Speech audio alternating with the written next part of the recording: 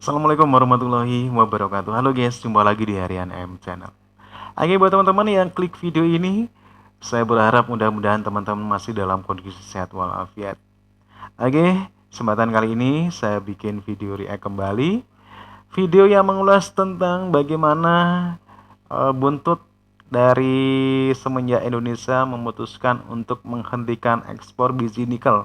Sampai sekarang ternyata buntutnya masih terus berlanjut ya. Dari Uni Eropa menggugat Indonesia di WTO, Indonesia naik banding ternyata kalah dan kembali karena dendam mungkin ya. Uni Eropa memboikot ya beberapa produk ekspor ya dari Indonesia. Oke, apa saja itu? Dan Uni Eropa ternyata juga membuat satu undang-undang kebijakan baru bagi para eksportir ke negara-negara Uni Eropa. Hal ini tentunya sangat merugikan sekali ya, terutama bagi Indonesia. Ya, seolah-olah arogansi ini emang benar-benar ditujukan untuk Indonesia atas kebijakan Jokowi menyetop ekspor biji nikel. Oke, langsung aja. Sebelum kita berkomentar lebih lanjut, kita akan coba lihat videonya. Tapi jangan lupa teman-teman bisa dukung dengan cara subscribe.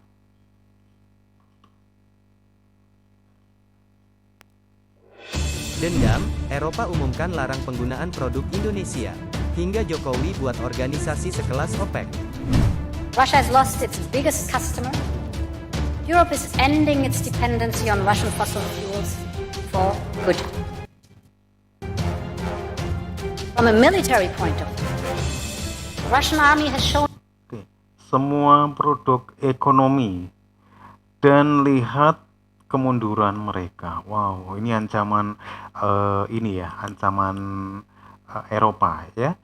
Ini jelas ditujukan untuk Indonesia. Mereka ini Indonesia ya. its weaknesses. Like intellectual property, also very important. So we need to make sure that we have a good deal for both sides. Tapi kami juga punya cara. Ketika kami dipaksa untuk bahan baku kami dikirim, maka kami akan mengenakan pajak ekspor yang lebih. Karena kami ingin harus ada kolaborasi yang baik. Menyangkut ekspor ke Amerika atau ke Eropa tergantung dari proses produksi yang ada yang dilakukan oleh para investor.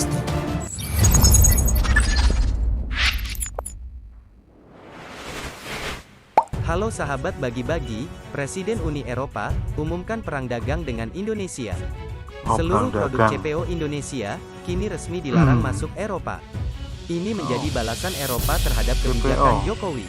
Sepertinya negara Eropa mulai sangar untuk menghadapi kebijakan Indonesia. Hal pembalasan ini dikemas rapi dalam bentuk kebijakan Presiden Uni Eropa. Tentunya kebijakan ini untuk mendorong Indonesia agar luluh di sidang WTO. Akibat krisis yang melanda benua tersebut, kebijakan ini diambil. Kebijakan yang diambil tentunya sangat merugikan bagi Indonesia. Uni Eropa, pada hari Selasa, menyetujui undang-undang baru untuk mencegah perusahaan menjual kopi, minyak sawit, kedelai dan komoditas lain, yang terkait dengan deforestasi ke pasar mereka. Kebijakan ini diambil sebagai langkah untuk mengimbangi kebijakan Presiden Jokowi, yang telah membuat kebijakan mutakhir terlebih dahulu. Indonesia termasuk negara yang akan terkena dampak aturan baru itu, bersama Brazil dan Kolombia. Sahabat bagi-bagi, Undang-Undang Eropa akan mewajibkan perusahaan untuk membuat pernyataan uji tuntas yang menunjukkan bahwa rantai pasokan mereka tidak berkontribusi pada perusakan hutan. Sebelum mereka menjual barang ke Uni Eropa, atau mereka dapat menghadapi denda yang besar. Ya. Eropa berharap peraturan inovatif ini akan memberikan dorongan bagi perlindungan hutan di seluruh dunia dan menginspirasi negara-negara lain di COP15. Ini hanya strategi Eropa, karena sejatinya kebijakan ini hanya untuk membalas Presiden Jokowi. Untuk memberitahu kepada Indonesia bahwa Uni Eropa tidak main-main.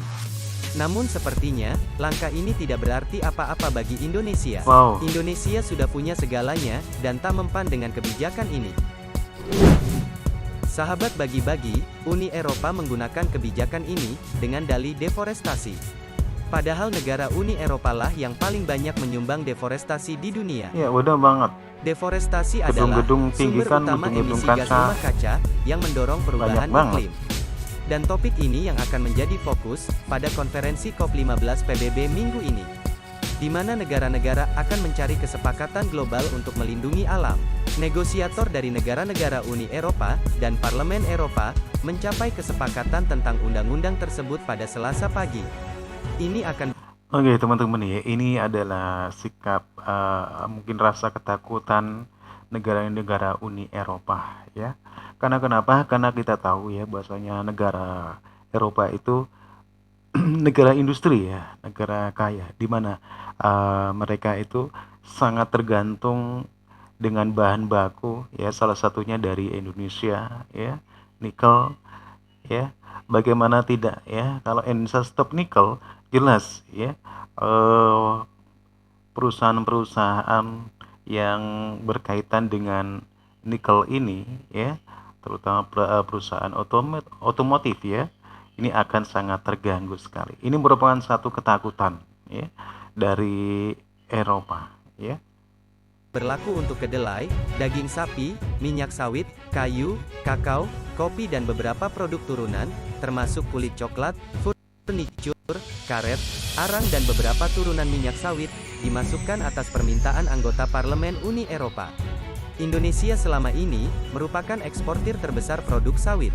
Kan sudah sangat jelas, Uni Eropa menyerang siapa dalam kebijakan ini.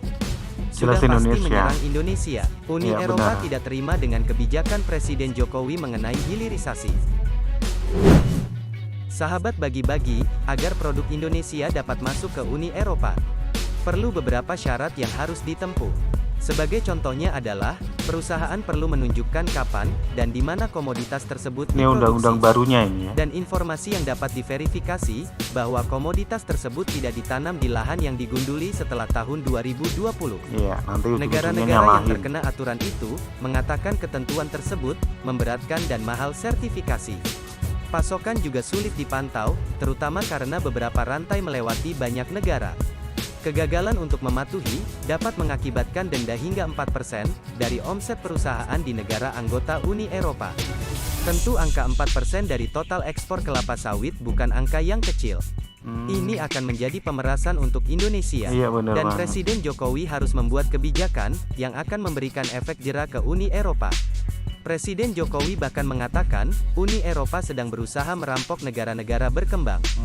Sementara itu, pihak Kementerian Perdagangan masih Dari belum dulu ya. mengeluarkan pernyataan resmi Rampok. terkait aturan baru Uni Eropa Zaman ini. penjajahan. Sahabat bagi-bagi, untuk menghadapi kebijakan Uni Eropa ini, Indonesia juga telah siapkan strategi yang konkret. Indonesia mulai menginisiasi, mengumpulkan negara-negara produsen nikel, dan membentuk kekuatan baru. Dengan berencana mendirikan kartel, atau organisasi baru, kelompok negara-negara produsen nikel sekelas OPEC. Ini akan menjadi fokus besar Indonesia, untuk mengalahkan negara-negara Sontoloyo itu.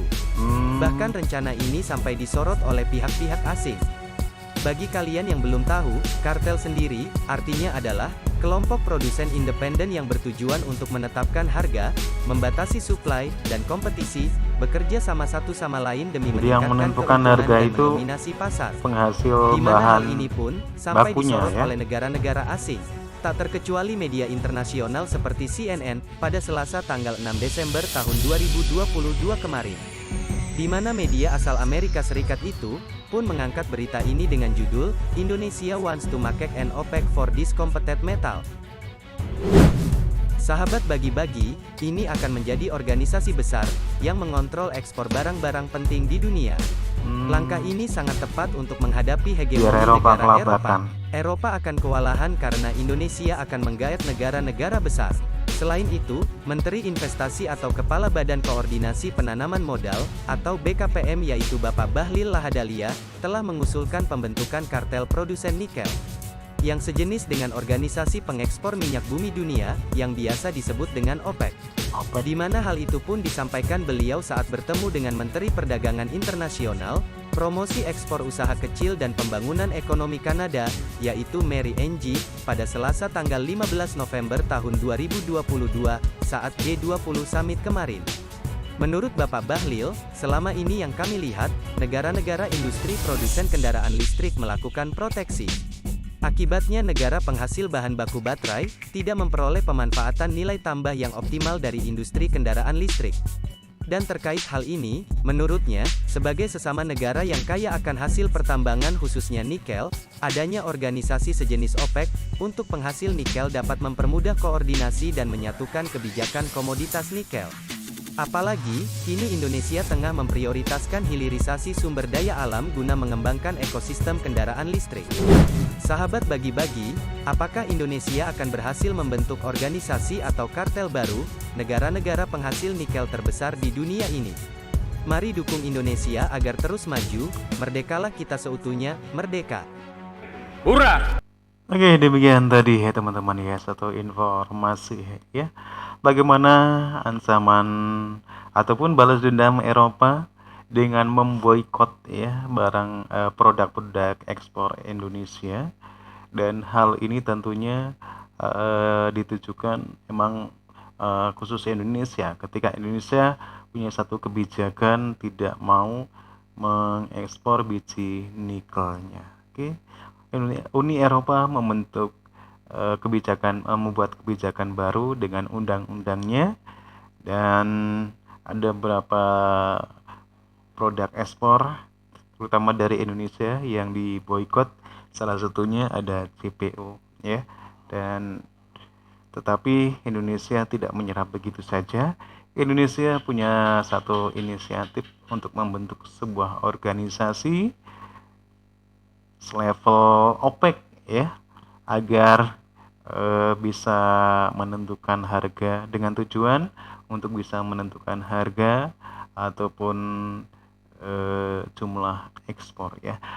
Ini organisasi yang menghimpun negara-negara penghasil bahan baku nikel ya. Oke, terima kasih untuk kebersamaannya di video ini. Jangan lupa teman-teman bisa subscribe. Kalaupun ada salah kata, saya mohon maaf. Oke, wassalamualaikum warahmatullahi wabarakatuh.